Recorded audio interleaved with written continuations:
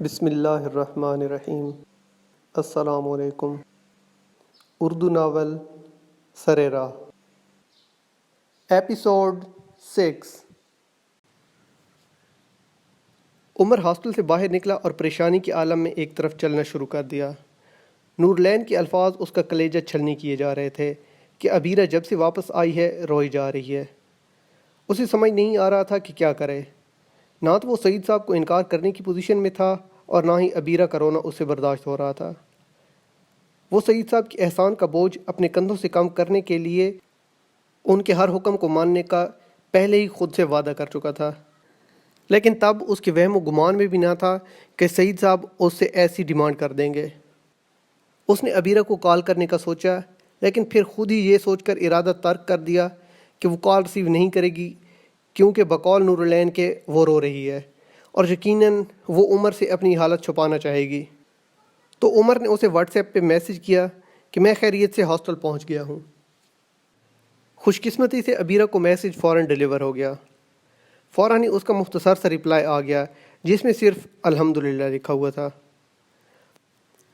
عمر نے سوچا کہ اسے چیٹ پر مصروف رکھے تاکہ اس کا رونا ختم ہو۔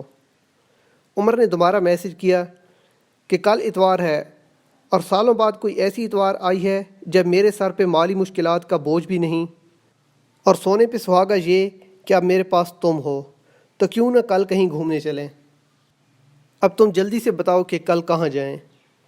عبیرہ نے رپلائی کیا، عمر مجھے پتہ ہے کہ آپ میرے لیے یہ پلان بنا رہے ہیں، لیکن میرا کہیں جانے کا دل نہیں کر رہا۔ مجھے بہت گھٹن ہو رہی ہے، ایسی گھٹن مجھے پہلے کبھی نہیں ہوئی۔ عمر نے رپلائی کیا، باہر کھلی فضا میں جاؤ گی تو گھٹن کا احساس ختم ہو جائے گا، ختم نہ بھی ہوا تو کم از کم ضرور ہو جائے گا۔ عبیرہ نے جواب دیا، آپ میرے ساتھ ہوں تو مجھے کہیں بھی گھٹن کا احساس نہیں ہوگا، اور آپ نہ ہوں تو مجھے کسی جگہ چین نہیں آ سکتا۔ عمر نے جواب دیا، میرے بس میں ہو تو میں تمہیں ایک لمحے کے لیے بھی خود سے جدا نہ کروں۔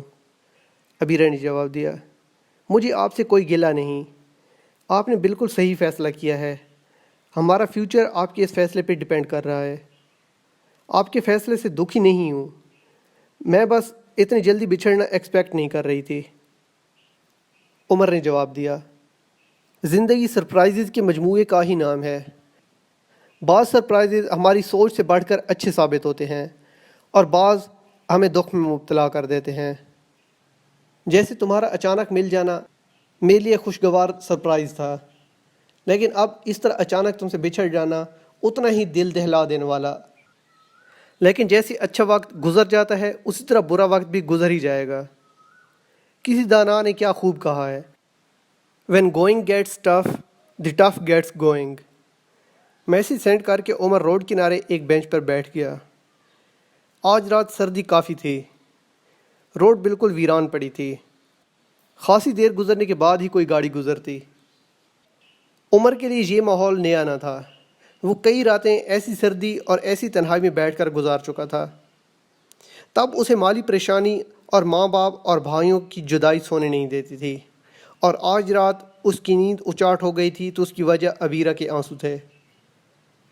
وہ کافی دیر وہاں بیٹھا عبیرہ سے باتیں کرتا رہا۔ اچانک اسے دو لڑکے آتے ہوئے دکھائی دیے۔ تھوڑا اور نزدیک آنے پر عمر نے ان کو پہچان لیا، وہ عزیر اور رضوان تھے۔ عزیر نے کہا، مجھے پتا تھا تم اسی جگہ بیٹھے ہوئے ملو گے۔ عمر نے جواب دیا، پھر تو یقیناً تمہیں اس کارنامے پہ نوبل پرائز ملنا چاہیے۔ عزیر بولا، نہ مڑا، ہم نے تو زندگی انسانیت کی خدمت کے لیے وقف کر دی ہے، کوئی بھی کارنامہ نوبل پرائز کے لالچ میں نہیں سر انجام دیا۔ ہاں، اگر جو انعام کی رقم ہے $1 ملین وہ مل جائے تو مزید فلاحی کام سر انجام دے سکوں گا۔ عمر نے کہا، عزیر بھائی آپ نے شرمندہ ہونا بالکل ہی چھوڑ دیا ہے۔ رضوان بولا، ہاں عمر بھائی آپ بالکل صحیح کہہ رہے ہیں۔ عمر نے جل بن کر کہا، تم تو کچھ نہ ہی بولو تو اچھا ہوگا، اگر بے شرموں کے سر پر سینگ ہوتے تو تم یقیناً 12 سینگے ہوتے۔ تمہارے آنے سے پہلے عزیر بھائی اچھے خاصے معقول انسان تھے، اپنے جیسا بنا دیا ہے تم نے ان کو بھی۔ رضوان بولا، میں نے کون سی ان کی ونڈو چینج کر دی ہے، بس وقت کے ساتھ چلنا ہی سکھایا ہے۔ بھائی آج کی دنیا وہ دنیا نہیں رہی جو موبائل کے دور سے پہلے کی تھی۔ آج اینڈرائڈ کا زمانہ ہے۔ آج کل لوگ تعلق، دوستیاں، رشتے اور رشتہ دار اتنی جلدی چینج کرتے ہیں جتنی جلدی آپ ایک ایپ سے دوسری ایپ کو سوائپ کرتے ہیں۔ عمر بولا، ہر انسان دنیا کو اپنی اینک سے دیکھتا ہے۔ تو کسی دن اپنی اینک اتار اور کسی اور کی اینک سے دیکھ تو تجھے دنیا میں فرشتے بھی دکھائی دیں گے۔ تو خود تو ہر وقت اس طاق میں رہتا ہے کہ کب، کیسے اور کس کو چونے لگایا جائے، تو کس منہ سے دنیا کے موقع پرست ہونے کا شکوہ کرتا ہے؟ رضوان مزید کوئی بحث نہیں کرنا چاہتا تھا، اس لیے بولا، اچھا سوامی جھنڈو لال جی، اب ہماری جان بخش دیں اور یہ بتائیں کہ رات یہیں گزارنے کا ارادہ ہے یا ہاسٹل واپس بھی چلیں گے؟ عمر بولا، چلتا ہوں، لیکن اگر تم دونوں نے پھر سے اپنے مشورے دینا شروع کر دیے کہ ابیرہ کو دھوکہ دے کر سارا کی جائیداد کے لالچ میں اسے پیار کا دھوکہ دوں تو میں قسم سے تم دونوں کو کھڑکی سے نیچے پھینک دوں گا۔ عزیر بولا، ہم تو قسم سے تمہارے بھلے کی بات کرتے ہیں، لیکن اگر تمہیں اپنا مفاد عزیز نہیں تو ہم تمہیں کوئی مشورہ نہیں دیں گے۔ اتنے میں رضوان کے موبائل کی گھنٹی بجی اور اس نے موبائل نکال کر میسیج دیکھا تو اس کے چہرے پہ شیطانی مسکراہٹ نمودار ہوئی اور اس نے موبائل کی سکرین عزیر کی طرف کی اور بولا، کہا تھا نا تجھے کہ ضرور بھیجے گی۔ عزیر بولا، مان گئے گرو جی، مان گئے۔ رضوان بولا، باقی چھوڑ، تو بس پوسٹ چیک کر بچی کا۔ عمر نے کہا، لا حول ولا قوت الا باللہ۔ رضوان نے کہا، اب کیا ہے یار؟ عمر بولا، مجھے پتہ ہے جیسی پکچر تم نے منگوائی ہوگی۔ رضوان بولا، دیکھا عزیر بھائی، ابھی مجھے حسن زن پہ لیکچر دیے جا رہا تھا اور اب خود میرے بارے میں بدگمانی کر رہا ہے۔ کتنی غلط بات ہے کسی کے بارے میں بدگمانی کرنا۔ آپ بتائیں عزیر بھائی، بھلا میں ایسی گندی حرکت کر سکتا ہوں؟ عمر بولا، عزیر بھائی کو کیا کہتے ہو؟ میں تم سے اچھی طرح واقف ہوں۔ 1 سال سے زائد ہو گیا ہے ہمیں ایک کمرے میں رہتے ہوئے، اور 1 سال کسی کو جاننے کے لیے کافی ہوتا ہے۔ رضوان بولا، اگر اتنے ہی واقف ہو تو یہ کیوں بھول گئے کہ ویسی پکچرز کے لیے 2 دن کافی نہیں ہوتے، بہت سا ورک کرنا پڑتا ہے، ٹرسٹ ڈیولپ کرنا پڑتا ہے، پھر جا کے ایسی پکچر ملتی ہے۔ عمر نے کہا، پھر دوسروں کو وہ پکچر دکھاتے ہوئے اس کا ٹرسٹ توڑتے ہوئے شرم بھی نہیں آتی تمہیں؟ رضوان بولا، جب وہ اپنے ماں باپ کا ٹرسٹ توڑ رہی ہوتی ہیں تو انہیں شرم نہیں آتی؟ عمر بولا، تو تم یہ کہنا چاہتے ہو کہ چوروں کو لوٹنا جائز ہے؟ اتنے میں عمر کے موبائل پر ابیرہ کی کال آ گئی۔ رضوان کچھ کہنا چاہتا تھا مگر عمر نے اسے خاموش رہنے کا اشارہ کیا اور کال ریسیو کی۔ ابیرہ نے کہا، آپ کافی دیر سے رپلائی نہیں کر رہے تھے تو میں سمجھی شاید آپ سو گئے ہیں، یہی چیک کرنے کے لیے کال کی تھی۔ عمر نے کہا، سوری آپ کو ویٹ کرنا پڑا، اصل میں رضوان اور عزیر آ ٹپکے تھے اور انہوں نے موقع ہی نہیں دیا کہ آپ کا میسیج دیکھ سکوں۔ اچھا اب آپ کی کال آ گئی ہے تو کل کا ڈیسائیڈ کر لیتے ہیں۔ ابیرہ نے کہا، اسلام آباد اور ایبٹ آباد کے بیچ میں جتنے پکنک سپاٹس ہیں ان پہ میں اتنی دفعہ جا چکی ہوں کہ ان کی ایک ایک چیز مجھے اس طرح یاد ہے جس طرح اپنے ہاتھ کی لکیریں۔ میرے لیے تو اسلام آباد ہی نئی جگہ ہے، لیکن آپ لوگ اسلام آباد کے باسی ہیں تو آپ یہاں پہ انجوائے نہیں کر سکیں گے، اس لیے میرے لیے فیصلہ کرنا مشکل ہے۔ عمر بولا، ہم آپ کے لیے یہ ٹرپ پلان کر رہے ہیں تو آپ ہماری فکر نہ کریں۔ رضوان بولا، میں اپنی ادنا سی سجیشن دوں؟ عمر نے کہا، جی فرمائیے۔ رضوان نے کہا، اس طرح کیوں نہ کریں کہ مارگلہ ہلز کے ٹریک پر ہائیک کے لیے جائیں۔ عمر نے ابیرہ سے کہا، تمہیں رضوان کی سجیشن کیسی لگی؟ مجھے تو یہ آئیڈیا بہت پسند آیا ہے، میں نور وغیرہ سے بھی ڈسکس کرتی ہوں، اگر انہوں نے کوئی اور سجیشن دی تو میں آپ کو انفارم کرتی ہوں۔ میں 10-15 منٹ تک آپ کو دوبارہ کال کروں گی۔ عمر اور ابیرہ کی کال ختم ہوئی تو رضوان نے کہا، چلو بھائی، اب تمہاری گرل فرینڈ کا موڈ ٹھیک ہونے کی خوشی میں ہمیں چائے پلاؤ۔ عمر نے کہا، تمیز سے، وہ میری گرل فرینڈ نہیں ہے۔ رضوان بولا، اگر وہ تمہاری گرل فرینڈ نہیں ہے تو چپک چپک کے اس کے ساتھ بیٹھتے کیوں ہو؟ سارا دن اس کے خیالوں میں کھوئے ہوئے کیوں رہتے ہو؟ اور آج وہ رو رہی تھی تو تمہیں کہیں ایک پل چین نہیں آ رہا تھا۔ عمر بولا، ہم دونوں ایک دوسرے سے پیار کرتے ہیں اور ایک دوسرے سے شادی کرنا چاہتے ہیں، لیکن اس کا مطلب یہ نہیں کہ ہم گرل فرینڈ بوائے فرینڈ ہیں۔ رضوان بولا، تو ابھی شادی تو نہیں ہوئی نا. Then who is she to you now? Umar بولا she is a girl who is a friend but she is not my girlfriend. Rizwan نے کہا لگایا اور کہا اب تم اور ابیرہ شیلڈن کوپر اور ایمی فیرا فولر بن گئے ہو؟ عمر نے جواب دیا نہیں بھائی، ہم جو ہیں جیسے ہیں اسی میں بہت ہی سیٹسفائیڈ ہیں. عزیر بولا اچھا چلو چائے پیتے ہیں، مجھے تو بہت زیادہ سردی لگ رہی ہے. تینوں ایفیڈ مرکز میں ایک ہوٹل میں گئے اور چائے آرڈر کر کے باتوں میں مشغول ہو گئے. انہیں بیٹھے کچھ ہی دیر گزری تھی کہ ابیرہ کی کال آ گئی اور اس نے بتایا کہ تینوں لڑکیوں نے بھی اس پلان کو بہت پسند کیا ہے، لہٰذا کل 9 بجے فیصل مسجد کے پاس ملیں گے اور وہیں سے اکٹھے ہو کر ہائیک کے لیے جائیں گے. رضوان نے عمر سے موبائل لے کر کہا کائنڈلی آپ لوگ کل نکلنے سے پہلے ڈبل چیک کر لیجئے گا کہ سب نے جاگرز پہن رکھے ہیں اور ڈریس کمفرٹیبل ہو. یہ نہ ہو کہ آپ لوگ ٹائٹ جینز اور ہائی ہیلز پہن کے ہائیک کے لیے آ جائیں. ابیرہ نے جواب دیا جی ہمیں پتہ ہے، پہلی بار ہائیک کے لیے نہیں جا رہی. رضوان نے کہا آپ کو اور نور کو تو شاید پتہ ہو، لیکن نبیہہ اور ماہا کو ضرور بتا دیجئے گا. اس کے علاوہ آپ سب یہ بھی چیک کر لیجئے گا کہ بیگ پیک میں اپنا لنچ، پانی کی بوٹل اور اس کے علاوہ ٹارچ اور کوئی چاقو وغیرہ بھی ضرور لائیے گا. فرسٹ ایڈ کٹ ہم لے آئیں گے. ابیرہ نے کہا رضوان بھائی آپ کو پریشان ہونے کی ضرورت نہیں، ہم اپنا کھانا لے آئیں گی. رضوان نے کہا آپ نے آدھی بات کا جواب دیا ہے، میں نے صرف کھانے کا نہیں کہا، باقی سب چیزیں بھی آپ نے ہی لانی ہیں. ابیرہ بولی ٹھیک ہے لے آئیں گی. اس کے بعد رضوان نے موبائل عمر کو واپس کر دیا. عمر نے تھوڑی دیر ابیرہ سے بات کی اور اس کے بعد کال منقطع کر دی اور رضوان سے بولا یار یہ کیا تم فضول میں لگے ہوئے تھے، پانی کی بوتل، چھریاں، چاقو، اپنا لنچ، فرسٹ ایڈ کٹ. ہم کون سا ایمیزون کے جنگلوں میں یا صحرائے گوبی میں جا رہے ہیں؟ رضوان بولا ارے بھائی یہ مرگلہ ہلز دیکھنے میں بہت بے ضرر سی لگتی ہیں، لیکن اگر ان میں تم بھٹک جاؤ تو تمہیں بھی جان کے لالے پڑ جائیں گے. یہ جنگل بھی وحشی درندوں سے بھرا پڑا ہے اور ہم جیسے ڈالڈا گھی کے پلے ہوئوں کے لیے تو یہاں کے بندر ہی کافی ہیں اور برے وقت کا کوئی پتہ نہیں ہوتا، لہٰذا ہمیں مینٹلی طور پہ تیار رہنا چاہیے اور اس کی تھوڑی بہت تیاری بھی کرنی چاہیے. عمر نے کہا جب تم اس طرح کی سینسیبل باتیں کرتے ہو تو مجھے تم پہ اور زیادہ غصہ آتا ہے. رضوان بولا لیں عزیر بھائی آج اس کے دل کی بات منہ پہ آ ہی گئی، اسے مجھ سے خدا واسطے کا بیر ہے. عمر بولا خدا واسطے کا بیر نہیں، غصہ اس لیے زیادہ آتا ہے کہ تم سیانے ہونے کے باوجود لڑکیوں کے بارے میں غلط قسم کے کمنٹس پاس کرتے ہو. اگر کوئی بے وقوف آدمی اس طرح کی باتیں کرے تو بندہ اگنور بھی کرتا ہے، لیکن جب کوئی سینسیبل آدمی اس طرح کی بات کرے تو اس پہ غصہ آنا فطری بات ہے. اتنے میں ویٹر چائے لے آیا. عزیر نے چائے کا کپ اٹھایا اور کہا رضوان ابھی تم تھوڑی دیر پہلے کیا کہہ رہے تھے کہ یہاں پہ مارگلہ ہلز میں بندر بھی ہیں اور خونخوار درندے بھی؟ رضوان بولا جی ہاں، یہاں پہ کئی قسم کے خونخوار درندے رہتے ہیں.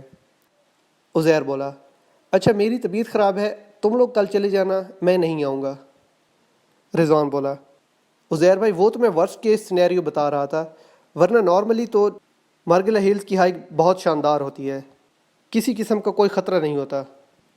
عمر نے کہا میں تو کہتا ہوں کہ لنچ ساتھ لے جانے کی بجائے سامان لے جاتے ہیں اور وہیں پکائیں گے، میرا مطلب ہے پراپر کیمپنگ کریں. عزیر اپنے مخصوص پشتو زدہ لہجے میں بولا وڈے لوگ وڈی باتیں، اب کیمپنگ کہاں سے نکل آئی؟ رضوان بولا واقعی عزیر بھائی اس طرح زیادہ انجوائے کریں گے، لیکن مسئلہ یہ ہے کہ اس طرح سامان زیادہ ہو جائے گا. عزیر بولا تو اس کا تو حل ہے، جتنا پاسبل ہو ڈسپوزیبل سامان لے جاتے ہیں اور صرف ایک چولہا اور پکانے کے لیے ایک کوکر لے جاتے ہیں. عمر بولا تو ٹھیک ہے، اب جلدی سے چائے ختم کرو تاکہ جلدی سے جا کے سوئیں، صبح ہمیں بہت سی شاپنگ بھی کرنی ہے اور پیکنگ بھی. اگلے دن جب عمر، عزیر اور رضوان فیصل مسجد پہنچے تو ابیرہ، نورالعین، نبیہہ اور ہما پہلے ہی موجود تھیں. ابیرہ کو دیکھ کر رضوان نے کہا یار عمر یہ برقع پوش کون ہے اور ابیرہ کیوں نہیں آئی؟ عمر نے کہا یہ برقع پوش ابیرہ ہی ہے.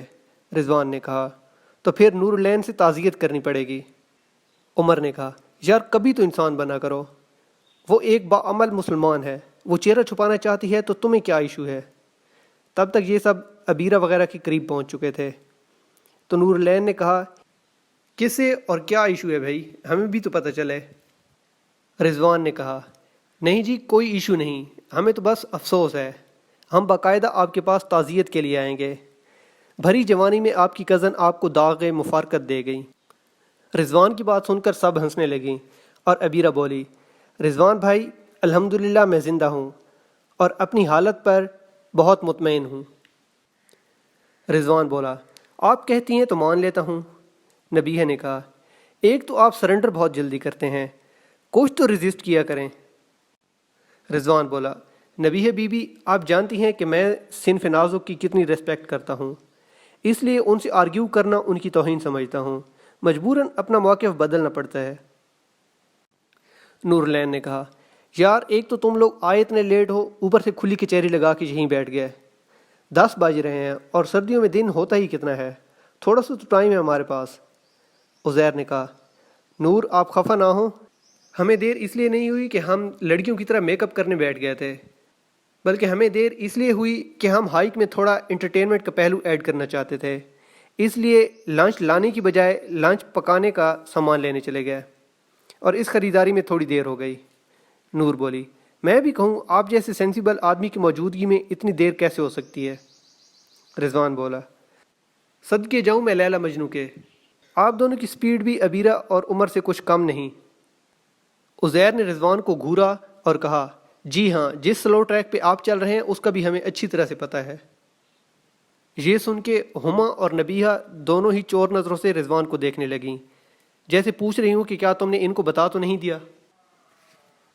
رضوان نے بڑی ڈھٹائی سے کہا، 2 ہی تو دوست ہیں میری اور وہ بھی تم سے ہضم نہیں ہوتی، نبیہ، ہما اور میں تو بس دوست ہیں، ان 2 کے علاوہ میرے موبائل میں کسی اور کا نمبر تک نہیں ملے گا، یہ لو خود چیک کر لو۔ عمر نے کہا، کیا ہو گیا یار، وہ مذاق کر رہا تھا۔ اچھا اب مزید لیٹ نہ کرو، ہم جس کام کے لیے آئے تھے وہ کریں، نہ کہ ایک دوسرے کی تلاشیاں لیتے پھریں۔ سب اپنا اپنا سامان اٹھا کر مرگلہ ہلز کے ٹریک کی طرف چل پڑے۔ جلد ہی وہ ہائیک کے سٹارٹنگ پوائنٹ پہ پہنچ گئے۔ ہائیک شروع کی تو سب سے آگے رضوان، نبیہ اور ہما تھے، ان کے پیچھے نور اور عزیر باتیں کرتے ہوئے جا رہے تھے، اور سب سے پیچھے عمر اور عبیرہ۔ نبیہ نے رضوان سے کہا، یہ ابھی کیا آپ نے پینڈوؤں والی حرکت کی تھی کہ لو موبائل چیک کر لو، پرائیویسی بھی کوئی چیز ہوتی ہے۔ دراصل اسے اس بات کی پریشانی تھی کہ اس کی پکچر جو اس نے رات کو بھیجی تھیں وہ اگر عزیر کو مل جاتیں تو رضوان اور نبیہ کا سیکرٹ ریلیشن شپ ایکسپوز ہو جاتا۔ رضوان نے بڑی معنی خیز انداز میں کہا، میرے موبائل میں کچھ ایسا ہے ہی نہیں جس کی پردہ پوشی کی جائے۔ ماہا نے کہا، پھر بھی آپ کو کیا پڑی تھی کہ آپ تلاشی دینے کے لیے تیار ہو جائیں؟ رضوان بولا، اچھا بابا غلطی ہو گئی، آئندہ نہیں دوں گا اپنا موبائل کسی کو بھی۔ رضوان نے نبیہ کو یہ باور کرایا ہوا ہے کہ وہ نبیہ سے پیار کرتا ہے، جبکہ ہما اور وہ جسٹ فرینڈز ہیں۔ اسی طرح اس نے ہما کو بھی یہ باور کرایا ہوا ہے کہ وہ ہما سے پیار کرتا ہے، جبکہ نبیہ اور وہ جسٹ فرینڈز ہیں، اور ان دونوں کو اس بات پر بھی قائل کر لیا کہ جب تک ہم اپنے فیوچر کے متعلق کوئی فیصلہ نہیں کر لیتے اپنے ریلیشن شپ کو سیکریٹ رکھیں گے۔ اور عزیر کی بات کی ریئیکشن میں اس نے جو کچھ کہا وہ صرف ایک ڈرامہ تھا، وہ باقی سب کو بھی یہ باور کرانا چاہتا تھا کہ ہم صرف دوست ہیں، اور اپنے موبائل کی تلاشی دینے کے لیے اس لیے آمادہ ہو گیا کہ وہ نبیہ اور ہما کو بھی یہ باور کرانا چاہتا تھا کہ وہ ان دونوں کے علاوہ کسی سے بات تک نہیں کرتا۔ کوئی 45 منٹ کی ہائیک کے بعد نبیہ اور ہما کی ہمت جواب دے گئی۔ ہما نے مڑ کر نور العین سے کہا، نور تم نہیں تھکی؟ ہم دونوں تو بہت زیادہ تھک چکی ہیں، یہیں آس پاس کوئی جگہ ڈھونڈتے ہیں جہاں پہ کیمپ لگا سکے، کیونکہ اب مجھ سے مزید نہیں چلا جاتا۔ نور العین نے کہا، عبیرہ اور میں بچپن سے ایسے پہاڑوں پر کھیل کھیل کر بڑی ہوئی ہیں، ہمارے لیے تو یہ صرف وارم اپ ہے، لیکن تم لوگ تھک گئی ہو تو تھوڑا ریسٹ کر لیتے ہیں۔ عمر نے کہا، میرا بھی یہی خیال ہے کہ یہیں ارد گرد کہیں کیمپ لگاتے ہیں، اور جو تھک گئے ہیں وہ ریسٹ کریں اور کھانا بھی بنائیں، اور جو مزید ہائیک کرنا چاہتے ہیں وہ آگے چلے جائیں۔ سب نے عمر کی بات کی توثیق کی۔ سب نے مل کر ٹینٹ لگایا اور بیٹھنے کے لیے میٹ بچھائے اور کھانا بنانے کا سامان نکال کر کھانا بنانے کی تیاری کی۔ رضوان نے عمر سے کہا، تم اور عبیرہ آگے سے ہو آؤ، ہم تب تک کھانا بناتے ہیں۔ عمر نے کہا، آر یو شور؟ نبیہہ بولی، جی جی بالکل، آپ لوگ جائیں، ہم سب سنبھال لیں گے۔ عبیرہ اور عمر پگڈنڈی پہ آگے کی طرف چل دیے۔ ان کے جانے کے بعد عزیر نے کہا، میں اور نور بھی تھوڑا سا گھوم پھر کر آتے ہیں۔ رضوان نے کہا، جی جی کیوں نہیں، ہم آپ کو روک سکتے ہیں بھلا؟ عزیر نے شکایت آمیز نظروں سے رضوان کی طرف دیکھا اور بنا کچھ کہے نور کا ہاتھ پکڑ کر ایک طرف چل دیا۔ عبیرہ اور عمر کوئی 10 منٹ چلنے کے بعد ایک ٹوٹے ہوئے درخت کے تنے پر ایک دوسرے سے تھوڑے فاصلے پر بیٹھ گئے۔ عبیرہ نے اپنا نقاب اتار دیا اور عمر عبیرہ کا حسین و جمیل چہرہ دیکھ کر مسکرا دیا۔ یہاں بیٹھ کر دور دور تک کا نظارہ آسانی سے کیا جا سکتا تھا۔ عبیرہ نے کہا، واہ، یہاں سے ویو کتنا پیارا ہے۔ یہ کہہ کر وہ سامنے کا منظر دیکھنے میں محو ہو گئی۔ عمر جو اس کی صورت دیکھے جا رہا تھا کہنے لگا، اگر مجھے معلوم ہوتا کہ یہاں سے اتنا پیارا ویو ہے تو میں دوربین ہی لے آتا۔ عبیرہ نے مسکرا کر کہا، نہیں، دوربین کی ضرورت ہی کیا ہے، اور ویسے بھی یہ بہت سینسٹیو ایریا ہے، کیا پتہ لینے کے دینے پڑ جاتے۔ عمر بولا، بات تو آپ کی بھی ٹھیک ہے۔ عبیرہ کی مسکراہٹ گہری ہو گئی اور بولی، آپ کو میری کوئی بھی بات غلط نہیں لگتی؟ رضوان بھائی کی طرح آپ کو بھی یہ تو نہیں لگتا کہ یہ میری توہین ہے؟ عمر بولا، نہیں یہ بات نہیں، اصل میں جب آپ کو مسکراتا ہوا دیکھتا ہوں تو مجھے باقی سب کچھ بھول جاتا ہے، بس اتنا ہی کہہ پاتا ہوں کہ جی ٹھیک کہہ رہی ہیں آپ۔ یعنی آپ سے مسکرا کر میں کچھ بھی مانگ لوں تو آپ کا جواب ہوگا کہ ٹھیک ہے؟ عمر بولا، ہاں نا، اس کے علاوہ تو اور کوئی چارہ ہی نہیں۔ عبیرہ بولی، آپ ایک ایک کر کے اپنی ساری کمزوریاں بتاتے جا رہے ہیں، شادی کے بعد آپ یقیناً بہت پچھتائیں گے۔ عمر نے فدائیانہ انداز میں عبیرہ کی حسین آنکھوں میں دیکھا اور کہا، میری سب سے بڑی کمزوری آپ ہے اور آپ یہ جانتی ہیں، تو باقی چھوٹی چھوٹی کمزوریوں کو چھپانے سے کیا حاصل؟ عبیرہ کی مسکراہٹ ہنسی میں تبدیل ہو گئی اور ماحول اس کی ہنسی کے ساز سے مترنم ہو گیا، اور عمر اسے دیکھتے کا دیکھتا ہی رہ گیا۔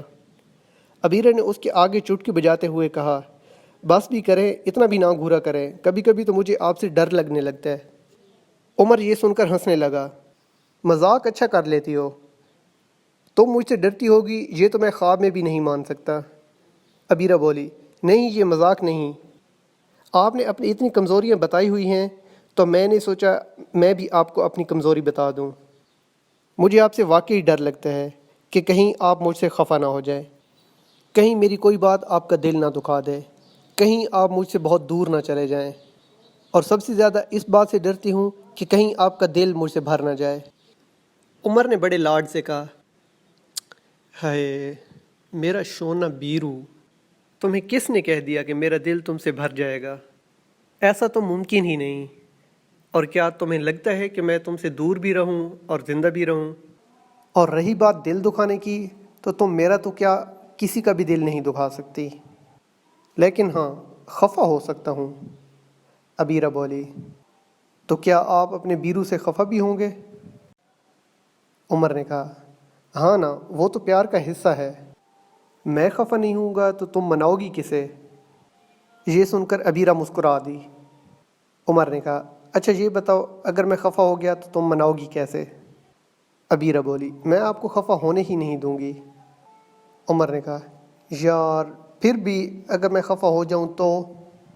عبیرہ بولی، آپ کی عبیرہ کو منانا نہیں آتا، بس رونا آتا ہے، تو بس میں آپ سے لپٹ کر تب تک روتی رہوں گی جب تک آپ مان نہیں جاتے۔ عمر بولا، پھر تو مجھے ہی تمہیں چپ کرانا پڑے گا، یعنی کہ جو خفا ہے وہی مناتا پھرے۔ عبیرہ مسکراتے ہوئے بولی، ہاں ایسا ہی کچھ ہوگا۔ عمر بولا، ویسے یہ بھی بہت سویٹ طریقہ ہے منانے کا۔ عبیرہ بولی، زیادہ خوش نہ ہو، کیا پتہ میں رونے کی صرف ایکٹنگ ہی کرتی رہوں۔ عمر نے کہا، تو میں کب چاہتا ہوں کہ تمہاری اتنی پیاری پیاری آنکھوں میں آنسو آئیں؟ میں تو پریفر کروں گا کہ آپ صرف رونے کی ایکٹنگ ہی کریں۔ میرے لیے یہ چیز زیادہ معنی رکھتی ہے کہ آپ منانے کی کوشش کر رہی ہیں، مجھے آپ کو رلانا تو پسند ہی نہیں، جھوٹی موٹی کی سسکیاں کافی ہوں گی۔ عبیرہ، ہائے اب سچی مچی رلائیں گے کیا؟ عمر ہنس دیا، نہیں نہیں، ابھی رونا نہیں، کیونکہ میں ابھی منا نہیں سکوں گا۔ ابیرہ بولی، اچھا آپ تو بتائیں آپ کیسے منایا کریں گے؟ عمر نے کہا، میں نے کبھی کسی کو نہیں منایا، اس لیے منانے کی مشق آپ پر ہی کروں گا۔ تو وہی تو پوچھ رہی ہوں کہ کیسے منائیں گے؟ عمر، جس طرح رات کو منایا تھا۔ رات کو میں آپ سے خفا ہی کب تھی؟ پھر بھی میں نے تو منایا تھا نا۔ ابیرہ نے کہا، جائے نہیں بات کرتی میں آپ سے، سارے موڈ کا ستیہ ناش کر دیا، اتنی رومانٹک باتوں کو بھی آرگومنٹ میں بدل دیا۔ عمر پریشان ہو گیا اور بولا، نہیں نبیرو، خفا نہیں ہونا پلیز۔ قسم سے میری انٹینشن یہ نہیں تھی کہ آپ کو تنگ کروں یا آپ سے بحث کروں۔ میری زندگی کی ہر خوشی آپ کی مسکراہٹ سے مشروط ہے۔ میں آپ کو کچھ بتا اس لیے نہیں سکا کہ میں نے ابھی اس طرف سوچا ہی نہیں تھا، کیونکہ میں تو ابھی اس بات پہ اتنا نازاں ہوں کہ آپ مجھ سے پیار کرتی ہیں۔ آپ کے خفا ہو جانے کا تو خیال ہی دل میں نہیں گزرا۔ میں نے کبھی کسی کو منایا تو نہیں، لیکن اس کا مطلب یہ نہیں کہ میں آپ کو نہیں مناؤں گا۔ آپ کو منانے کے لیے تو مجھے کچھ بھی کرنا پڑے تو میں کر جاؤں گا۔ ابیرہ کھلکھلا کر ہنس دی اور بولی، آپ نے تو منانے میں پی ایچ ڈی کر رکھی ہے اور آپ کہتے ہیں کہ آپ کو منانا ہی نہیں آتا۔ خیر، یوں سمجھیے یہ آپ کا پہلا لیکچر تھا۔ عمر نے کہا، تم نے تو مجھے ڈرا ہی دیا تھا، میں سمجھا کہ تم تو چھوٹی چھوٹی باتوں پہ ناراض ہو جانے والی نکلی۔ ابیرہ بولی، ابھی تو آپ نے کہا تھا کہ ناراض ہونا پیار کا حصہ ہے، تو آپ ڈر کیوں رہے ہیں؟ عمر بولا، مجھے تب یہ پتہ نہیں تھا کہ آپ بھی ناراض ہو جائیں گی، میں نے تو سوچا تھا کہ صرف میں ہی خفا ہوں گا اور آپ منایا کریں گی۔ ابیرہ، کیوں بھائی آپ کو پتہ نہیں کہ ناراض ہونا خواتین کا پیدائشی حق ہے؟ ابیرہ اور عمر کو آئے تقریباً 2 گھنٹے گزر چکے تھے۔ اس بات کا احساس ہوتے ہی عمر نے کہا، باتوں باتوں میں وقت گزرنے کا احساس ہی نہیں ہوا، آؤ واپس چلتے ہیں اس سے پہلے کہ وہ ہمیں ڈھونڈتے ڈھونڈتے یہاں پہنچ جائیں۔ جب ابیرہ اور عمر تو سب ان کے انتظار میں بیٹھے تھے، سب نے مل کر کھانا کھایا اور اس کے بعد خوب قصے کہانیاں سنائیں۔ جب یہ سب لوگ واپس فیصل مسجد کے پاس پہنچے تو مغرب کی اذان ہو رہی تھی۔ شام کو سارا اپنے گھر آئی تو سعید صاحب اور مسز سعید لیونگ روم میں فائر پلیس کے پاس بیٹھے ہوئے تھے۔ سارا آگ کے سامنے بچھے ہوئے رگ پہ کشن رکھ کے بیٹھ گئی اور بولی، آج جتنی دھوپ تھی اتنی ہی شام ہوتے ہی سردی پڑنے لگ گئی۔ مسز سعید بولی، ایسا ہی ہوتا ہے۔ سعید صاحب بولے، کہاں سے آ رہی ہو بیٹا؟ سارا بولی، ابو جی میں اس بچے سے ملنے گئی تھی جسے کینسر ہے، میں اس کے پیرنٹس کو کنونس کرنے گئی تھی کہ آپ اسے شوکت خانم لے جائیں۔ جب ہمارے پاس ورلڈ کلاس ہاسپٹل ہے تو کیوں رسک لیں یہاں کے چھوٹے موٹے ہاسپٹل سے علاج کروانے کا؟ اور دوسری بات یہ کہ وہاں تو اس کا علاج بھی مفت ہوگا۔ سعید صاحب بولے، حیرت ہے کہ انہیں شوکت خانم ہاسپٹل کا پتہ نہیں تھا۔ ابو جی پتہ تو تھا، لیکن انہیں کسی نے کہا تھا کہ وہ صرف امیروں کا علاج کرتے ہیں اور غریب تو ان کے ٹیسٹ بھی افورڈ نہیں کر سکتے۔ میں نے انہیں بتایا کہ غریبوں کا علاج بالکل فری ہوتا ہے، ہاں جو شخص بہت بوڑھا یا کینسر لاسٹ سٹیج پہ ہو تو ان کا علاج وہ نہیں کرتے، کیونکہ کسی بوڑھے شخص کی جان بچانے سے بہتر ہے کسی بچے کی جان بچائی جائے، اور جن کا کینسر لاسٹ سٹیج پہ ہوتا ہے ان کے علاج کے باوجود بچنے کے چانسز کم ہوتے ہیں، تو اس لیے وہ اپنی محنت اور زکوٰۃ کا پیسہ ضائع نہیں کرنا چاہتے اور صرف انہی پیشنٹس کا علاج کرتے ہیں جن کے بچنے کے چانسز ہوں اور جن کی باقی عمر زیادہ پڑی ہو۔ مسز سعید بولی، کیا بوڑھوں کو زندہ رہنے کا حق نہیں ہوتا؟ سارا بولی، امی حق بالکل ہے، لیکن اپنے پیسے پہ علاج کروانے کا۔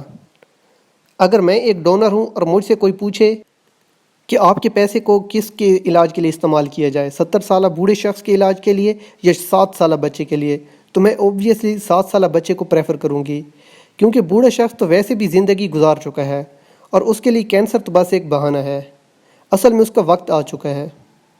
سعید صاحب بولے، سارا بالکل صحیح کہہ رہی ہے، اگرچہ موت بچے کو بھی آ سکتی ہے لیکن اس کی جان بچانا زیادہ بہتر آپشن ہے، لیکن ہاں اگر فنڈز اتنی وافر مقدار میں ہوں کہ سب کا علاج ممکن ہو تو پھر بوڑھوں اور لاسٹ سٹیج والوں کو بھی علاج کے حق سے محروم نہیں رکھا جانا چاہیے۔ سارا نے اچانک بیٹھے بیٹھے سوال کیا، ابو کل آپ کی گاڑی عمر کو اس کے ہاسٹل چھوڑنے کیوں گئی تھی؟ سعید صاحب اس کے اس سوال پہ چونک گئے اور مسز سعید بھی ایسے پریشان ہو گئیں جیسے ان کی کوئی چوری پکڑی گئی ہو۔ سعید صاحب نے جواب دینے کی بجائے الٹا اس سے سوال کیا، وہ تمہیں کہاں مل گئے تھے؟ سارا نے جواب دیا، کل ہم فرینڈز کا گیٹ ٹوگیدر تھا۔ جب میں اور ماہین وہاں پہنچے تو عمر کو آپ کی گاڑی سے نکلتے دیکھا۔ میں اسے پہچان نہ سکی تو اس نے اپنا تعارف کرایا۔ مجھے یہ بات بہت عجیب لگی کہ آپ کی گاڑی عمر کو ڈراپ کرنے آئی۔ آپ نے پہلے تو کبھی کسی امپلائی کو اتنا سر نہیں چڑھایا، اور عمر کو تو جوائن کیے ہفتہ بھی نہیں ہوا، پھر اس پر اتنی نوازش کیوں؟ سعید صاحب بولے، بیٹا میں نے اسے جاب پہ رکھنے سے پہلے اس کا بیک گراؤنڈ چیک کروایا تھا، بہت ہی شریف فیملی سے تعلق ہے، اور اس کے علاوہ ان دنوں بھی اس پہ نظر رکھی جا رہی ہے کہ اس کی اس وقت کی ایکٹیویٹیز کیا ہیں، یعنی پاسٹ تو صاف ہے ہی، اس کا پریزنٹ بھی چیک کر رہے ہیں کہ وہ بھی بے داغ ہے یا نہیں، لیکن ابھی تک کوئی اس کے خلاف چیز نہیں نکلی۔ سارا بولی، لیکن ابو آپ کو اتنی جانچ پڑتال کی کیا ضرورت تھی؟ آپ نے باقی تو کسی امپلائی کا بیک گراؤنڈ چیک نہیں کرایا۔ سعید صاحب بولے، بیٹا میں تم لوگوں کے ساتھ امریکہ نہیں جا سکتا، تو سوچا کسی کو تم لوگوں کے ساتھ بھیج دوں۔ اس کام کے لیے مجھے عمر سوٹیبل لگا۔ اس کی وجہ یہ ہے کہ وہ ایک شریف فیملی کا پڑھا لکھا لڑکا ہے، اور اس کے علاوہ اس کی فیملی میں کوئی نہیں، وہ اس دنیا میں اکیلا ہے، تو نہ ہی اسے کسی کی اجازت درکار ہے اور نہ ہی اسے گھر کی کوئی اور پریشانی ہوگی جو باقی کسی اور کو لاحق ہو سکتی ہے۔ لیکن ابو کسی کو بھیجنے کی ضرورت ہی کیا ہے؟ نہ تو ہم پہلی بار امریکہ جا رہی ہیں اور نہ ہی پہلی بار اکیلی جا رہی ہیں، تو اس بار ایسا کون سا خطرہ ہے جس کے پیش نظر آپ کسی باڈی گارڈ کو ہمارے ساتھ بھیجنا ضروری سمجھتے ہیں؟ مسز سعید بولی، اس بات کے لیے تو میں نے تمہارے ابو کو کنونس کیا تھا۔ حالات بدل گئے ہیں، آج کل اکیلی عورت کہیں بھی محفوظ نہیں، چاہے وہ پاکستان ہو یا امریکہ۔ سارا نے کہا، امی یہ تو بس آپ لالی پاپ دے رہی ہیں، اور ابو جو آپ نے خوبیاں اس کی بتائی ہیں کہ وہ اکیلا ہے، اس کا اس دنیا میں کوئی نہیں، تو یہ تو اور زیادہ رسکی ہے۔ ہو سکتا ہے وہ وہاں جا کر واپس ہی نہ آئے، کیونکہ اس کا تو یہاں ہے ہی کوئی نہیں۔ لوگ امریکہ جانے کے لیے کیا کچھ نہیں کرتے۔ سعید صاحب بولے، اگر واپس نہ آیا تو ہمیں کیا فرق پڑتا ہے، اور اگر واپس آ گیا تو یہ اس کی شریف ہونے کی ایک اور دلیل ہوگی۔ سارا اپنے امی ابو کی کسی بھی دلیل سے متفق نہیں تھی، لیکن وہ اس ٹاپک پہ مزید بات نہیں کرنا چاہتی تھی، اس لیے خاموش ہو گئی۔ ڈنر کرنے کے بعد وہ فوراً اپنے روم میں آ گئی۔ کافی دیر سوچنے کے باوجود بھی وہ کوئی وجہ تلاش نہ کر سکی جس کو بنیاد بنا کر عمر کو امریکہ بھیجنا جسٹیفائی کیا جا سکتا۔ آخر تنگ آ کر اس نے ماہین کو کال ملائی۔ سلام دعا کے تبادلے کے بعد ماہین نے پوچھا، کیا ہوا، اس وقت کیسے یاد کیا؟ سارا بولی، یار امی ابو نے ایک اور شوشہ چھوڑ دیا ہے۔ ماہین بولی، وہ کیا؟ سارا بولی، ابو عمر کو بھی یو ایس ہمارے ساتھ بھیجنا چاہتے ہیں۔ مجھے سمجھ نہیں آ رہی کہ ہمارے ساتھ کسی بھی باہر کے آدمی کو بھیجنے کی ضرورت کیا ہے، خاص طور پہ عمر کا خیال انہیں کیوں آیا؟ مجھے تو اس کے علاوہ کوئی اور وجہ سمجھ نہیں آتی کہ انہیں بھی لگتا ہے کہ میں اور عمر ایک دوسرے کو پہلے سے جانتے ہیں، اور شاید میں عمر میں انٹرسٹڈ ہوں۔ ماہین بولی، سارا بی بی یہ تو تمہارے اندر کا چور بول رہا ہے، ورنہ انکل آنٹی کا تو میں تمہیں یقین سے کہہ سکتی ہوں کہ وہ اسے ایک نوکر سے زیادہ کچھ نہیں سمجھتے۔ سارا بولی، حد ہو گئی، کیوں اتنی روڈ ہو؟ نوکر نہیں ہے وہ ہمارا، اللہ پاک کے آگے کوئی دیر نہیں کہ وہ کسی کو کسی بھی وقت نواز دے اور کسی سے کسی بھی وقت چھین لے۔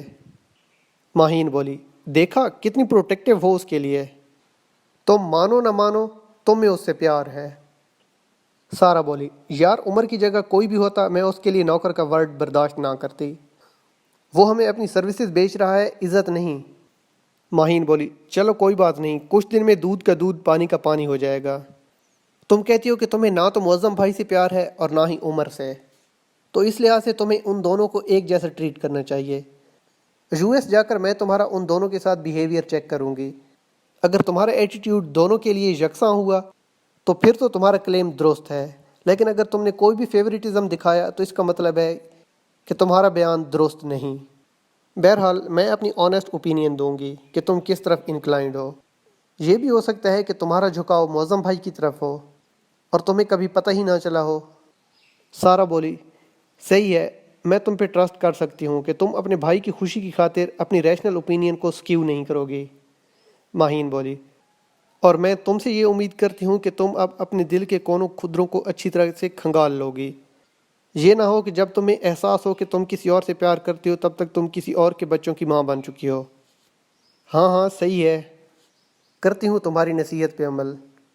مجھے اس طرح ٹپس دیتی ہے جیسے خود لو گرو ہو، حالانکہ ہو تو ازل سے ہی سنگل۔ ماہین بولی، ہاں تو یہ سارا تمہاری دوستی کا سائیڈ ایفیکٹ ہے، ورنہ میں نے تو بچپن میں ہی ارادہ کر لیا تھا کہ کم از کم ہاف سینچری تو کروں گی ریلیشن شپس کی۔ کبھی کبھی تو میں سوچتی ہوں کہ سب سے بڑی نعمت یہ ہے کہ جو کچھ میں سوچتی ہوں وہ میرے علاوہ کوئی اور سن نہیں سکتا، ورنہ مجھے تو روزانہ پھانسی ہوتی۔ اور سارا یہ سب سن کے ہنسے جا رہی تھی۔ سارا نے کہا، قسم سے ماہین تم بہت بدتمیز ہو، اپنے آپ کو بھی نہیں بخشتی۔ ماہین بولی، میں تو جی سچ کہتی ہوں، اچھا اپنے آپ لگ جاتا ہے۔ سارا نے ہنستے ہوئے کہا، ویسے آج تو تم نے واقعی سچ بولا ہے۔ چلو اب تم بھی دوبارہ اپنی سوچوں میں گم ہو جاؤ، اور میں بھی اپنے دل میں جھانکتی ہوں، کیا پتہ سب لوگ صحیح ہوں اور میں ہی غلط ہوں۔ ماہین سے کال منقطع کرنے کے بعد سارا اپنے بستر میں جا گھسی اور بچوں کی طرح اپنے بھالو کو سینے سے لگا کے لیٹ گئی۔ وہ اس بات پہ غور کرنے لگی کہ وہ کون سی باتیں ہیں جن کو وہ بیس بنا کے خود کو یہ یقین دلاتی ہے کہ اسے عمر میں کوئی دلچسپی نہیں، اور جو بات ہر بار اس کے ذہن میں سب سے پہلے آتی ہے وہ یہ تھی کہ میں تو اسے جانتی نہیں تھی، میں نے تو اسے انسانیت کی بنا پر لفٹ دی تھی۔ دوسرا یہ کہ اگر وہ کوئی حسین و جمیل چیز تھا بھی تو میں نے تو اس سے دوبارہ ملنے کی کبھی کوشش بھی نہیں کی۔ اس نے خود سے سوال کیا، مانا کہ تم نے اس سے ملنے کی کوشش نہیں کی، لیکن کیا تم اس سے ملنا چاہتی بھی نہیں تھی؟ اس سوال نے اس کے ذہن میں پہلی بار گھنٹی بجائی، کیونکہ اس کا جواب یہی تھا کہ ملنا تو چاہتی تھی، اور ساتھ ہی اس نے ایک ایکسپلینیشن بھی دے دی کہ ملنا اس لیے چاہتی تھی کہ میں نے جس شخص کو بارش میں بھوکے پیٹ بھیگتے دیکھا تھا وہ اب کس حال میں ہے، اور اسے اچھے حال میں دیکھ کر دلی سکون ہوتا، ایسا سکون جو اسے مزید اچھے کام کرنے پر ابھارتا۔ اب وہ خود کنفیوز ہو رہی تھی، اور کبھی خود اپنی اس دلیل کو رد کر دیتی اور خود سے سوال کرتی کہ کیا واقعی مجھے اس سے پیار ہو گیا ہے، یا سب نے بار بار یہ سوال کر کے میرے ذہن میں یہ بات ڈال دی ہے۔ کیونکہ حال ہی میں اس نے اسی سے متعلق ایک ریسرچ پڑھی تھی جس میں ایک تجربے کا حوالہ دیا گیا تھا کہ ایک سزائے موت کے قیدی کو یہ بتایا گیا کہ اسے نہ ہی پھانسی دی جائے گی اور نہ ہی بجلی والی کرسی پر بٹھا کر مارا جائے گا، بلکہ اسے موت کی سزا سانپ سے ڈسوا کر دی جائے گی۔ پھر ایک دن اسے بتایا گیا کہ آج اس کی سزائے موت کے عمل درآمد کا دن ہے۔ پھر اس شخص کی آنکھوں پہ پٹی باندھ کر اسے 2 سوئیاں چبھائی گئیں۔ چونکہ اسے بتایا گیا تھا کہ اس کی موت سانپ کے ڈسوانے سے ہوگی، لہذا وہ سمجھا کہ اب اسے سانپ سے ڈسوا دیا گیا ہے، اور سانپ سے ڈسوائے جانے کے احساس نے اس کی جان لے لی۔ تو سارا بھی یہی سوچ رہی تھی کہ کہیں ایسا تو نہیں کہ مجھے بار بار اس بات کا احساس دلایا گیا کہ مجھے اس سے پیار ہے، اس بار بار کی یاد دہانی کی وجہ سے سارا کو عمر سے پیار ہو گیا ہو۔